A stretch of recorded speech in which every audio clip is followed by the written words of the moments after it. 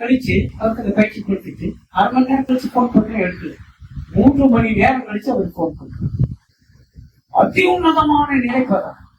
எதுக்கு இதை சொல்றேன்னா, நல்லா கவனிங்க. இந்த ஆர்வம் உங்களுக்கு முதல். இதுக்கு ஒரே விஷயம் என்னன்னா, நீங்க இந்த உடம்பு இல்லைன்னு நம்பணும். 2வது ஆன்மாதான் நான் என்று நம்பணும். 3வது எனக்கு மரணம் கிடையாது. குரு கொடுத்த மந்திரம் கொண்டு வீத வள்ளியிலே. குரு ஒரு மந்திரம் கொடுக்கிறார்.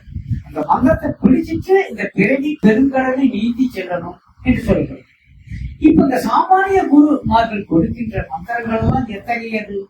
அது மாயைக்குள் நிகழக்கூடிய ஒன்றாக இருக்கு. இந்த மாயத்தை நீக்கி வறுவினையை பாழாக்கி காயத்தை வேறாக்கி காண்பதுமை எக்காலம் சொல்றாங்க.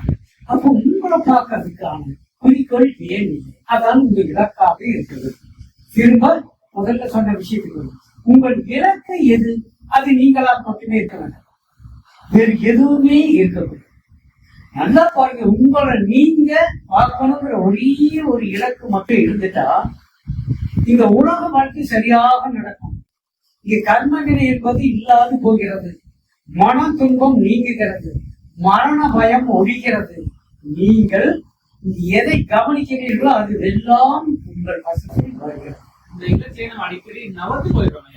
இப்ப இல்ல நான் ஆன்மாங்கிறதுக்கு அர்த்தம் உங்களுக்கு அந்த மக்கள் கொடுத்து அது ஆத்ம பிரமம் போதும். 5 அக்ஷரம் இன்னும் சொல்லி வந்திருக்காங்க, அதே தங்களை பெற்றிருக்காங்க.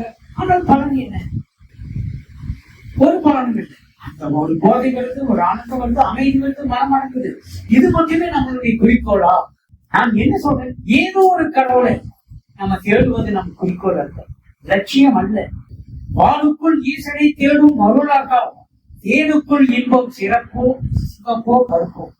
தேனுக்குள் இன்பம் சிறந்திருந்தான் போல் ஊனுக்குள் ஈசன் ஒளிந்திருந்தாலே எவ்வளவு அழகாக சொல்லப்படுகிறது. அப்ப என்ன அர்த்தம்? இத்தனை யோகிகளும் சித்தர்களும் ஞானிகளும் ஆன்மாவாகிய உன்னை அறி அது நீ ஆவாய் என்று சொல்ற வேத மகாவாக்கியங்கள் அதைத்தானே சொல்லுங்க. நமக்கு எது பிரதானம்? சாதாரண மந்திரங்களா? இல்லை, வேத மகாவாக்கியங்களை தான் நாம் எடுத்துக்கணும். புராண இதிகாசங்களால் நமக்கு என்ன பலன்? மீண்டும் சொல்ல, ராமாயணம் மகாபாரதத்தால் நமக்கு என்ன பலன்?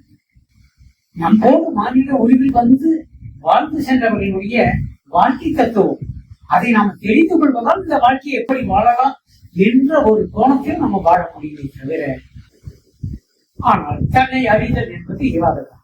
ஏன் தன்னை அறிய வேண்டும் என்றால், நான் யார் என்பது நமக்கு தெரிஞ்சாகணும்.